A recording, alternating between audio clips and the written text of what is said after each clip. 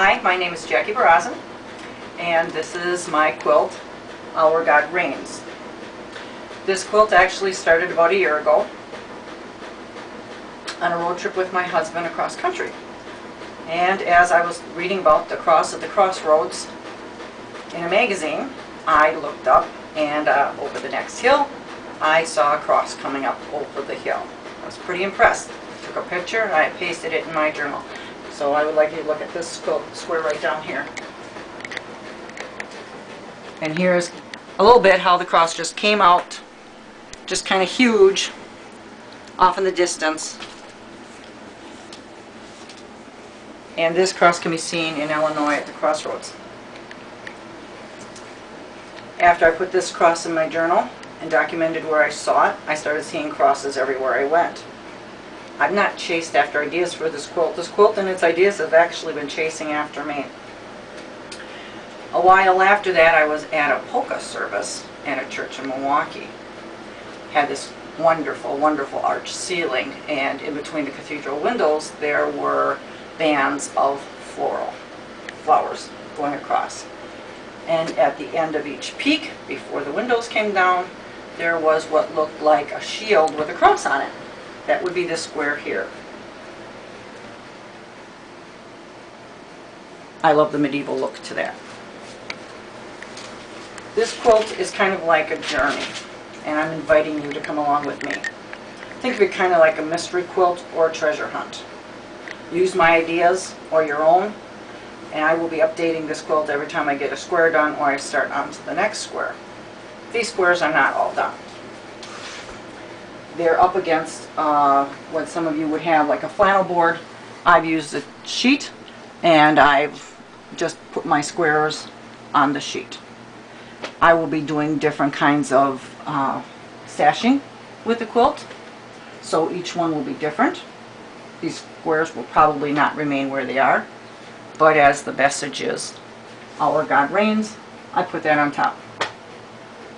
I've added a little touch up in the corner. When my husband and I were out on a bike ride, we saw some patches, and we came across this little sweetheart of the gold cross with the dove on it.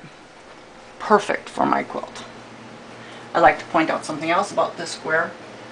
When I did the lettering on here, which was, by the way, done in reverse applique, I used a red wood fabric, and I used that because the wood is for Jesus, the cross of Jesus, and the red is for his blood. Like that. The next square I would like to point out is when Jesus was crossing the Sea of Galilee, and there was a great storm. So I put that in my quilt with fabric I found of the rough sea, and then I put on Isaiah chapter 4 verses 35 to 41. It's kind of like a treasure hunt quilt. Kids want to know what the square is about, you can tell them to go look it up. Another one of my favorites is the cross coming out of the universe. God reigns, not just on here, just not on earth. He reigns over all. He comes out. I like that. There were two different styles of crosses. So we have the bold, and then this one here that I kind of like. And if you look on this one, I've at times used leftovers from my UFOs. This is a courthouse step pattern. It was done in white. And it was in, like I say, in my UFO box. And I decided to add it onto this square. You can do the same thing. I had on this square, I put a flying geese pattern. A while back, I did a flying geese quilt, and these are my leftovers. I really like them. So to give continuity to my quilt, I've also put it down by the quilt square of the crossroads. Kind of like that anyhow.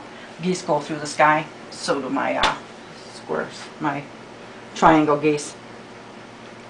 I've added things to my quilt as I go.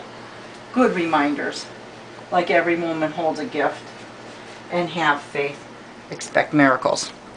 Real good reminders in life. I know I'm skipping around, but that's the way this quilt is going to be. This quilt square here, which is of course unfinished, I would like to encourage everybody to put down the big parts of your squares first and then add in other things you might like. So this would be the foot of the cross. I've used the front of the fabric, and then on the side I use the fabric in reverse to try to give it a little depth. Later on I'll be embroidering onto the lilies at the bottom and maybe putting some little post-it note type material on here with reminders or prayers, things that you would put at the foot of the cross. The next square I'd like to talk about, which is also unfinished, would be stones. And this would have to do with the escaping from Egypt.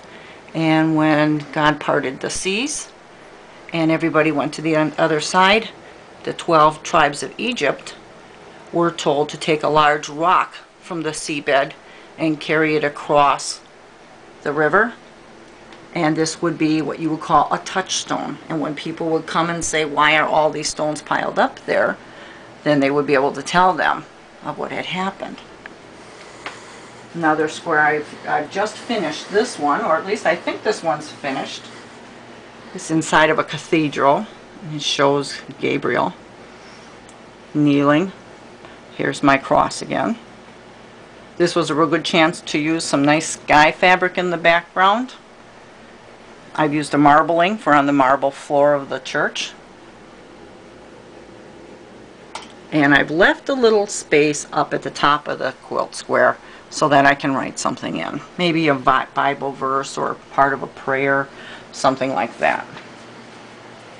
Now I have something else to show today. And we'll stick this one over the top. And this would be another square showing where we see crosses in real life, people showing their faith. This stable actually exists. It's in Butler, Wisconsin, outside of Waukesha. And it does have the cross on the outside of the shed. And it's very striking when you see it. As it was winter, and there wasn't much color, I've added and helped the farmer along. I've given him a couple of horses out in this stable. I've seen this lately. This is my first time, so I want to encourage people to try new things all the time. This is the first time doing horses, or any animals really, in my quilts. And what I did was I appliqued down this tiny little horse, and I've embroidered on a tail, and then the best of my ability, I added a mane, and then I outlined. And nothing is perfect.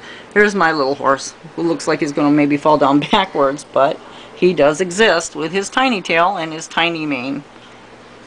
And again, the outlining.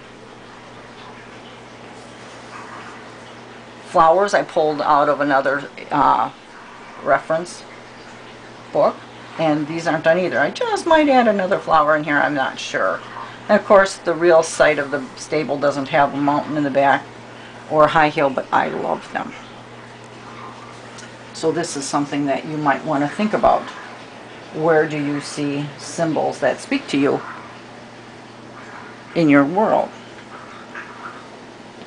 The next square that I would like to show today is going to be about a Bible.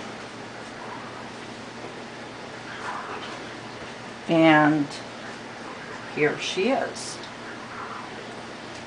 What I'd like to point out is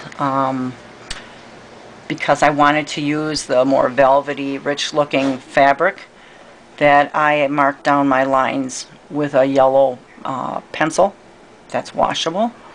And then I took this silver thread that's a little bit hard to work with, but you're going to be glad that you did, because the results in the end will be worth it.